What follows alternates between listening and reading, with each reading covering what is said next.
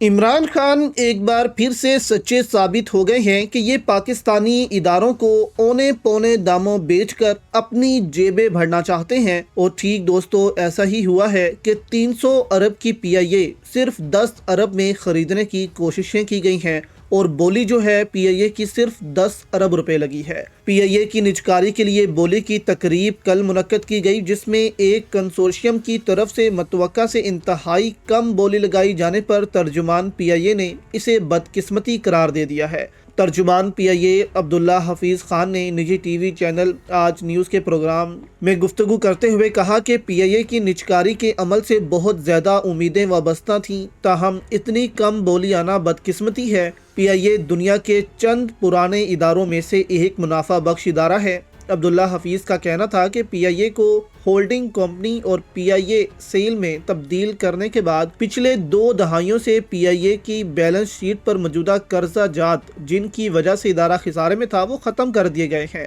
PIA एक बार फिर से क्लीन कंपनी के तौर पर उभरी है और इस वक्त भी ऑपरेटिंग सतह पर एक मुनाफा बख्श इदारा है। उन्होंने बताया कि पीआईए के लंदन हेथ्रो रूट की कदर $100 मिलियन है, जो 30 अरब रुपए के करीब बनती है, जिसमें 33 जहाज, असासा जात और प्रॉपर्टीज शामिल हैं। इदारे के पास 17 A320 तैयारे हैं, जिनमें से हर एक की कीमत 120 से 150 मिलियन डॉलर के करीब है। नए A320 जहाज की कीमत 30 अरब रुपए से जायद है, तो पुराने जहाजों की कीमत थोड़ी कम होगी। उन्होंने कहा कि बोली में कंफ्यूजन माइंडसेट के दौरान हुई, क्योंकि पीआईए बैनुल-अक़वामी इदारा है जिसे चलाने के लिए बैरूनी सरमाया दरकार होता है, लेकिन गैर मुल्की सरमायाकार इस सारे अमल से दूर रहे। जो आए वो कंपनी की बुक्स और असासों की पहचान नहीं कर सके।